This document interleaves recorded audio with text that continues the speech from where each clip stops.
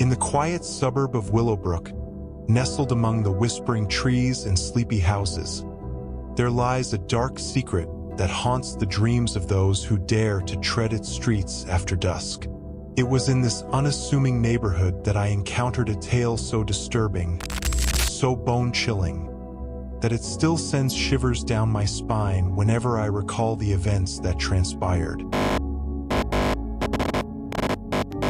It began innocently enough, with a casual invitation from a childhood friend to spend a weekend at her family's old Victorian mansion. With her warm smile and infectious laughter, seemed the epitome of hospitality as she welcomed me into her ancestral home. Little did I know that behind the elegant facade of the mansion lay a history steeped in tragedy and a darkness that lurked within its very walls. As dusk descended upon Willowbrook, casting long shadows across the manicured lawns, Sarah regaled me with tales of the mansion's past. Stories of inexplicable noises in the dead of night, of whispered voices echoing through empty corridors, and of a room sealed off for generations, its secrets known only to the bravest of souls. Intrigued yet slightly unnerved, I brushed off these tales as mere superstitions, remnants of a bygone era. Night fell like a heavy blanket, enveloping the mansion in an eerie silence broken only by the occasional creaking of old floorboards. Sarah had retired to her room, leaving me alone in the dimly lit parlor with nothing but the soft glow of flickering candles for company. It was then that I first felt it, an icy chill creeping up my spine, a sense of unease that I couldn't quite shake. As I wandered the halls, the shadows seemed to dance and twist, taking on sinister shapes that vanished when I turned to look directly at them.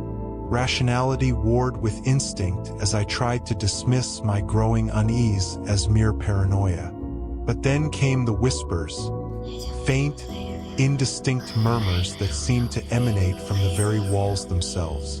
My heart pounding, I followed the sound to a forgotten wing of the mansion, where a heavy door stood ominously closed. Instinct urged me to turn back, to retreat to the safety of my room, but curiosity held me in its grip. With trembling hands, I pushed open the door and stepped into the darkness beyond.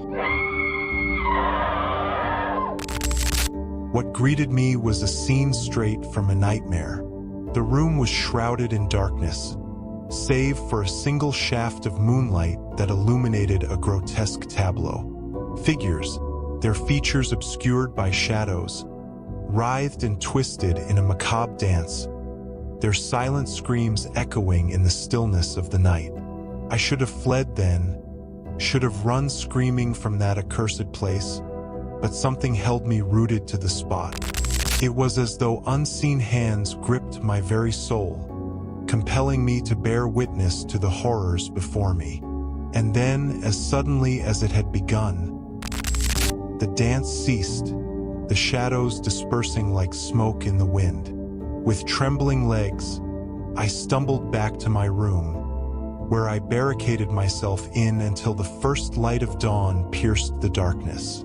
When Sarah found me, pale and shaken, I tried to recount what I had seen, but the words stuck in my throat like bile. Days passed, and I tried to convince myself that it had all been a fevered dream brought on by exhaustion and stress. But the memory of those dancing shadows haunted me, creeping into my thoughts like a festering wound.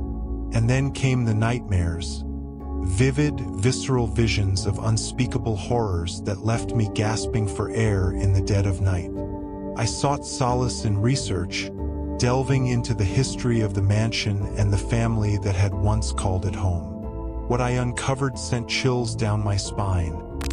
The tragic tale of the Lockwood family, whose eldest daughter had been rumored to dabble in dark arts and forbidden rituals. Whispers of sacrifices made in the name of power, of a curse that had befallen the family and their descendants.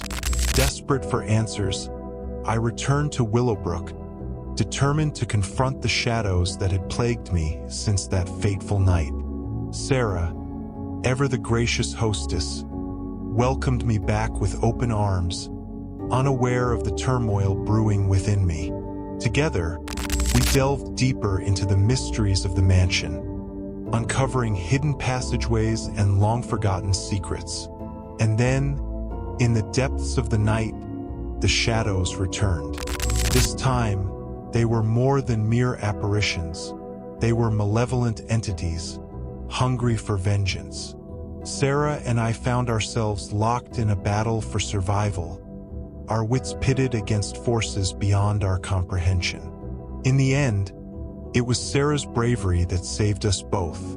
With a courage born of desperation, she confronted the shadows head-on, wielding ancient incantations passed down through her family for generations. And as dawn broke once more over Willowbrook, the darkness receded, leaving behind a sense of peace that had long been absent from the mansion's halls. But the scars of that night run deep, etched into my soul like a brand. I returned to my mundane existence, haunted by memories of dancing shadows and whispered secrets. And though I try to convince myself that it was all just a story, a part of me knows that true horror lurks just beyond the edge of perception, waiting to claim the unwary. So beware, dear reader, for in the shadows of the world lie truths more disturbing than any fiction could ever conjure. And once you glimpse the darkness that dwells within, you can never truly escape its grasp.